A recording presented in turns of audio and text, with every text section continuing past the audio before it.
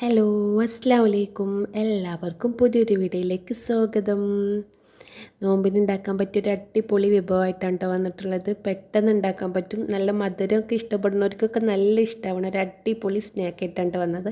അപ്പം നമുക്ക് നേരെ വീഡിയോയിലോട്ട് കിടക്കാം. ഇതിന് തേങ്ങ ആവശ്യം കേട്ടോ. അപ്പം ഞാനൊരു തേങ്ങ പൊളിച്ചു. ഇനി നമുക്ക് തേങ്ങ ചിരകിയെടുക്കണം കേട്ടോ. അത് വളരെ സിമ്പിളാണ് കേട്ടോ. കൂടുതൽ ഇൻഗ്രീഡിയൻസ് ഒന്നും ആവശ്യമില്ല. ഇനി ഇതിലേക്ക് വേണ്ട ഇൻഗ്രീഡിയൻസ് നമുക്ക് നോക്കാം കേട്ടോ. വളരെ കുറച്ച് മാത്രമേ ഇൻഗ്രീഡിയൻസ് ഇതിന് ആവശ്യമുള്ളൂ കേട്ടോ.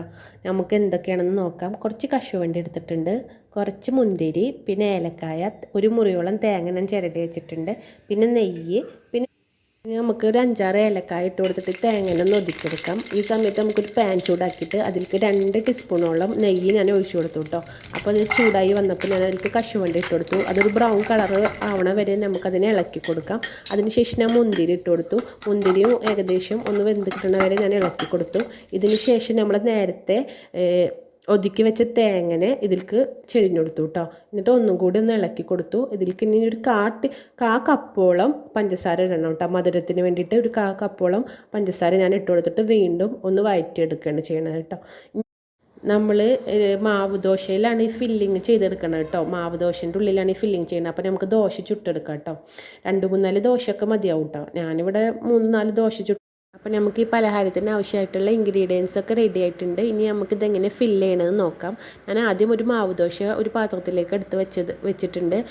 അതിലേക്ക് ഞാൻ ഫില്ലിങ്സ് നിറച്ച് കൊടുത്തു കേട്ടോ. ഇനി നമുക്കിതിൻ്റെ 4 ഭാഗവും മടക്കിയെടുക്കണം. ഞാനിത് ഇതേപോലെയൊക്കെ മടക്കിയെടുക്കുന്നുണ്ട് കേട്ടോ. ഇത് ഏകദേശം ഒരു പെട്ടിയുടെ രൂപത്തിലൊക്കെ ആക്കണ വരെ ഞാൻ മടക്കിയിട്ടുണ്ട്. ഇനി ഞാൻ ഇതിനെ മുക്കാൻ വേണ്ടിയിട്ട് ഒരു 2 മുട്ട ബീറ്റ് ചെയ്ത് വെച്ചിട്ടുണ്ട് കേട്ടോ. അതിൽ ഞാൻ ഇതിനെ മുക്കിയെടുക്കുകയാണ്. ഈ സമയത്ത് നമുക്കൊരു പാൻ ചൂടാക്കിയിട്ട് അതിലേക്ക് കുറച്ച് നെയ്യും കൂടി ഒഴിച്ചിട്ട് തടവി കൊടുക്കട്ടോ. അങ്ങനെ ഇതിന് ചുട്ടെടുത്താൽ മതി കേട്ടോ.